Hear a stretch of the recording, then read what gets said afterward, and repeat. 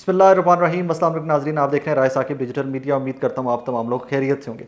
नाज़रीन, हमने देखा कि मौजूदा हुकूमत लो कोर्ट के करते हैं कि बहुत सारे अहदेदारान जो पिछले केयर टेकर सेटअप के अंदर थे वही मौजूदा हुक्मरान सेटअप का भी हिस्सा है। मोहसिन नकवी साहब, बुगटी साहब, काकड़ साहब, इवन काकड़ साहब को भी सेटअप में लाने की कोशिश की गई और maybe at some point वो काकड़ साहब भी आ जाए, साबिका वज़ीर आज़म जो थे। तो बहुत सारे ऐसे लोग जो पिछले सेटअप केयर टेकर सेटअप का हिस्सा थे वो मौजूदा रूलिंग सेटअप का भी हिस्सा है। और एक नया कबीला भी है जिसको कबीले के बारे में कहा जाता है जी फैसल वाउडा साहब हैं, मोहसिन नकवी साहब हैं, काकड़ साहब हैं। ये एक कबीले के तमाम लोग अरकान हैं या इस फैमिली के मेंबर हैं। ठीक है, फिर डिफरेंट एंगल्स हैं चीज़ों को देखने के।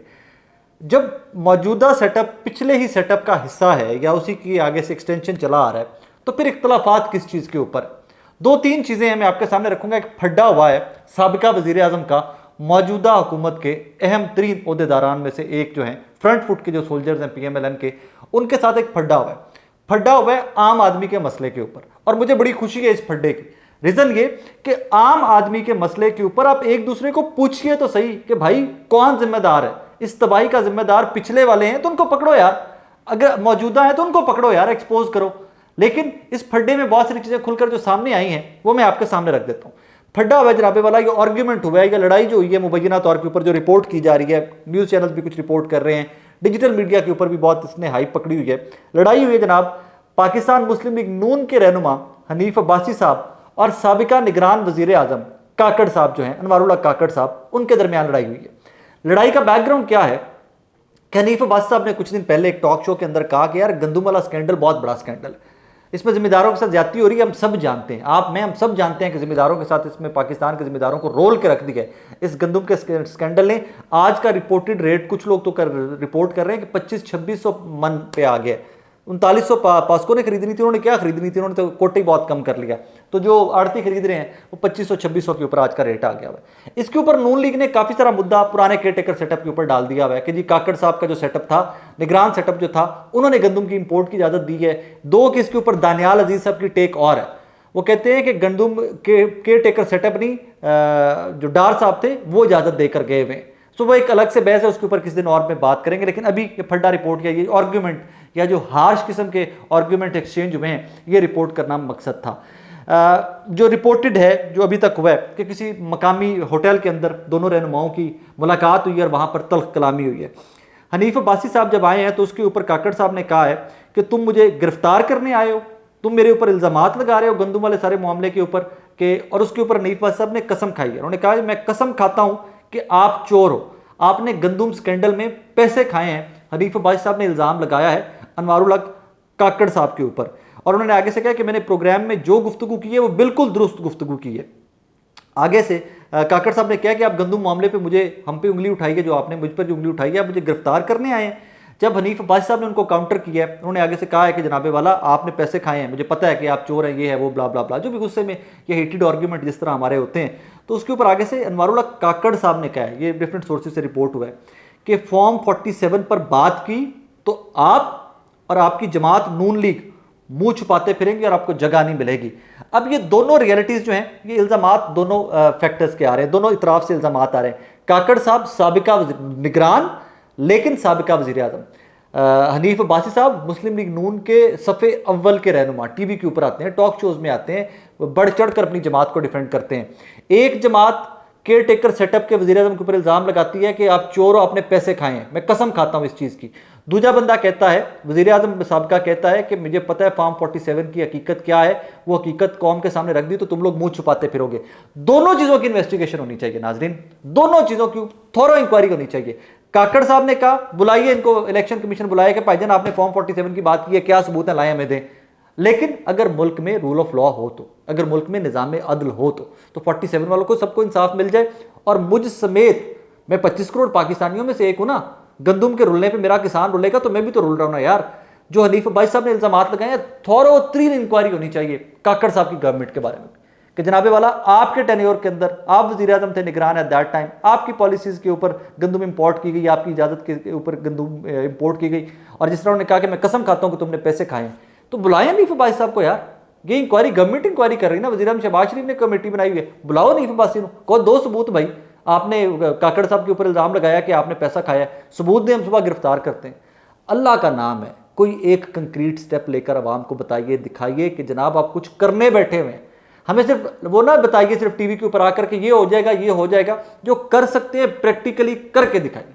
शहबाज शरीफ साहब इंक्वायरी करें, जो कल्प्रिट हैं उनको सजाएं दें। सेक्रेटरी फूड से लेके कोई सेक्रेटरी खुराक कोई भी सी यार, पूरा केयर टेकर सेटअप था। ये चोर थे, अगर इन्होंने कुछ किया है पकड़ के दिखाइए, कोई ठोस इकदाम लेके दिखाइए। खुदा की कसम सबसे पहले हिमायत में मैं उठ के खड़ा हूंगा कि शहबाज शरीफ ने कमाल का काम किया।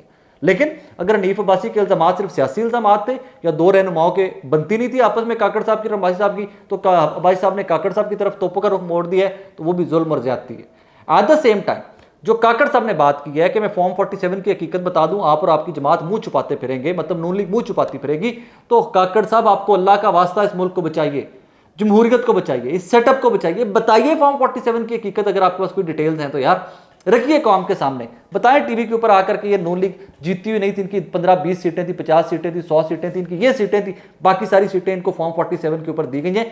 बताओ कौम को इस टाइम के ऊपर जमहूरियत से लोगों का एतबार उठता जा रहा है। मजाक बन गई यार जमहूरियत इस मुल्क के अंदर। खुदा की कसम जिसका दिल करता है वो उठता है, कहता है जी मेरे पास ये देखें फॉर्म 45 के ऊपर मैं जीता हूँ, फॉर्म 47 के ऊपर मेरे मद्दे मुकाबिल को जिता दिया जाए। मियां जावेद लतीफ उठते हैं, इल्जाम लगा रहे थे जी 90 करोड़ रुपए वाला एक इलेक्शन बेचा गया थी। स्टोरी में कुछ नहीं था, उस स्टोरी के अंदर किसी बंदे के ऊपर पैसों का इल्जाम नहीं लगता रहा। स्टोरी के अंदर जावेद लतीफ साहब ने इल्जाम लगा दिया। आप सहाफियों के गिर्द कस रहे हैं शिकंजे। मौजूदा हुकूमती सहाफियों ने पीछे लगी कि नहीं छड़ांगे, हम ये कर देंगे, हम वो कर देंगे। भाई कसो, हम गलत न्यूज़ दें तो हमें माफ़ी मांगनी चाहिए, हमें उसके ऊपर सजाएं दें। अगर हम प्रोपेगेंडा में इन्वॉल्व होते हैं, अगर हम जानबूझकर किसी की बेइज्जती करते हैं, सजाएं दीजिए। और सियासतदानों के साथ भी तो कुछ करो। क्या सियासतदानों को सब छुट्टी है कि सब इजाजत है? All is well. कि काकड़ साहब ने फॉर्म 47 की बात कर दी, all is well. Hanif Abbasi साहब ने बात कर दी कि आप गंदम चोर में आपने पैसा चोरी किया, आपने पैसा खाया, ऑल इज वेल। क्यों ऑल इज वेल भाई? मेरा पैसा है, टैक्स पेयर्स मनी है। उस जमाने में गंदम इंपोर्ट की गई कि मेरा मुल्क एक डॉलर के लिए तरस रहा था, एक डॉलर के लिए पाकिस्तान एट दैट टाइम तरस रहा था। बिलियन डॉलर की गंदम इंपोर्ट कर दी यार। अभी तक हमारा किसान जो है, खुदा की कसम उठा के कह रहा हूं नाज़रीन आपसे, किसानों से जाकर मिलकर देखिए उनके हालात क्या हो पड़े घरों के। जिन किसानों को 2500-2600 रुपये आज रेट मिल रहा है गंदम का, उसकी कॉस्ट कितनी ज्यादा है यार। इसके ऊपर लोग ठेके की, जिन्होंने जमीनें ली हुई थी, जिन काश्तकारों ने जमीनें ठेकों पर ली हुई थी, छोड़कर भाग गए हैं, छोड़ गए, चले गए। गंदम घरों में लेके लोग बैठे हुए हैं, खरीदने वाला कोई नहीं, खरीदार कोई नहीं है। नुकसान पे नुकसान, नुकसान पर नुकसान। महंगाई एक तरफ कहां पर पहुंची हुई है और दूसरी तरफ गंदम का रेट क्या है।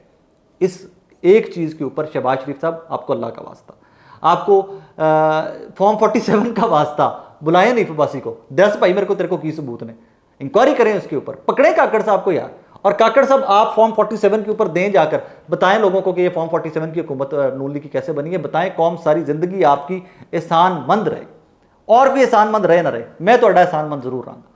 जमहूरी मुल्क के अंदर जो वोट लेता है वो जीतता है, उसका मैंडेट तस्लीम किया जाता है। और अगर आप ये बता सकते हैं कौम को कि ये मैंडेट जाली है, फॉर्म 47 की हुकूमत है, तो आपसे बड़ा एहसान कौन करेगा इस कौम के ऊपर? आपसे बड़ा मोहसिन कौन होगा इस कौम का? खुदारा कीजिए ये एहसान। लेकिन eight the same time and में फिर एक चीज़ कहने की मुझे इजाज़त दीजिए कि ये तसलसल चला आ रहा है। तसलसल की एक वजह मैंने आपको बताई है कि बहुत सारे लोग जो केयर टेकर सेटअप में थे वही अब इस गवर्नमेंट का हिस्सा भी है। तो फिर ये पॉलिसीज़ का डिफरेंस कहाँ से आ रहा है? ये फड्डे की वजूहात क्या है, समझ नहीं ना आ रही कि लड़ाइयाँ की वजह की है। एक ही तसलसल चला आ रहा है, एक ही पॉलिसी चली आ रही है। और at the same time Daniyal Aziz साहब को भी इन्वॉल्व कीजिए गंदम वाली स्टोरी के अंदर, प्लीज़ इन्वॉल्व कीजिए। दानियाल अजीज़ साहब ने भी शो के अंदर कहा है कि डार साहब की अप्रूवल थी, डार साहब की इजाज़त थी, तो डार साहब को भी बुला लीजिए यार, डिप्टी वज़ीर आज़म साहब है ना। मतलब किसी ने भी कोई भी गलत इकदाम किया तो उसकी माफ़ी मांगे। आपने ब्लंडर किया, आपने मेगा ब्लंडर किया, आपने इतना बड़ा दरवाज़ा खोल दिया कि जी जिसमें सारे पाकिस्तान के किसान आपने रोल के रख दिया, अरबों खरबों का नुकसान कर दिया। कम अज़ कम माफियाँ तो मंगण यार, कहने तो सही कि हमारी कैलकुलेशन गलत थी, हमें गलत ब्रीफ किया गया था, हमें फलां सेक्रेटरी ने गलत किया, हमें फलां मिनिस्टर ने गलत ब्रीफ किया। ये तो मानो यार खुदा के बंदो। I hope and I pray कि जो ये पेंडोरास बॉक्स खुला है ये किसी तरफ जाकर बंद होगा, मुफ्त में बंद ही हो जाएगा। अपना बहुत सारा ख्याल रखिएगा, दुआ में याद रखिएगा। अल्लाह हाफ़िज़।